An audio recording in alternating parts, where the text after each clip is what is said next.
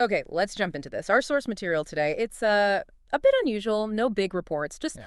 well, a list, a stack of search terms. That's right. Raw keywords that people typed into search engines right after something happened. And our mission really is to unpack this, to Yeah. see what this digital trail tells us about the event people were searching for, and maybe even more interesting, what it says about, what we need to know during a crisis. hmm And looking at this list, the core event becomes pretty clear, pretty fast. You see Air India crash, India plane crash, lots of Boeing 787, 787 Dreamliner. Right.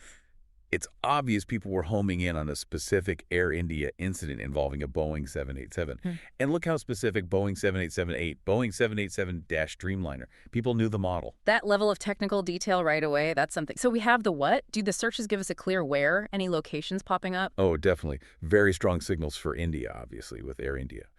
But it gets specific really quickly. Ahmedabad? Minute. Okay. Yeah, Ahmedabad Airport, Air India plane crash, Ahmedabad.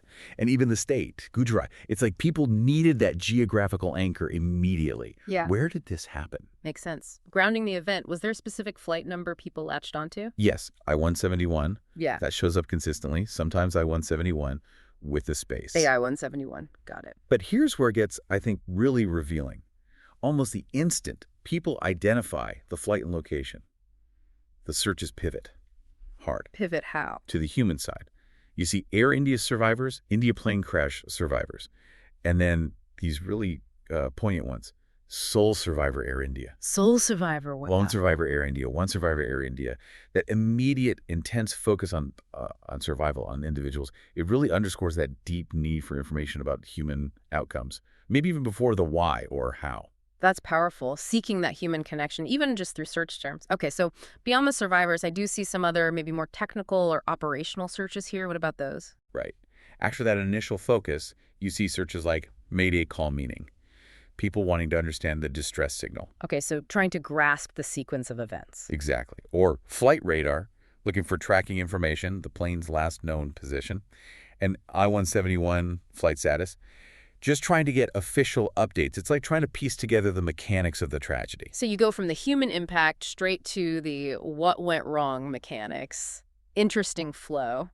And connecting this outwards, what else do these searches show about the ripple effects? This is also quite insightful. The searches expand really fast. People immediately start looking at the companies involved. Boeing stock, BA stock, that's Boeing's ticker. Ah, the financial angle. Yeah, and Air India stock. Yeah. So tragedy translates quickly into economic questions. Then you see names appearing. Names, like passengers. Not just passengers, but officials, people connected. Gujarat Chief Minister Vijay Rupani plane crash. People want to know who's in charge, who's responding. Okay, the leadership connection. And others like Campbell Wilson, who was linked to Air India leadership, Mm-hmm. Pratik Joshi. It shows a need to put faces to the event, understand the official side. Right. And even broader searches like BJ Medical College, perhaps, where victims were taken, or even Indigo, another airline.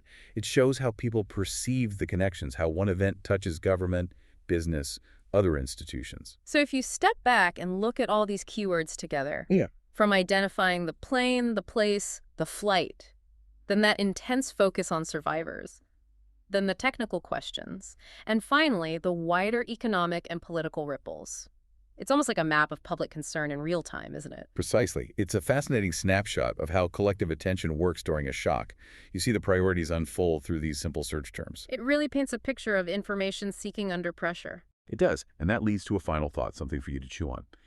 Given this pattern, the immediate prioritization of human life, followed by this rapid expansion to economic and political spheres, what does this digital footprint tell us about how our first understanding of a major incident gets shaped? How much is it driven not just by news outlets, but by this collective, almost instinctive search for very specific types of information right from the outset?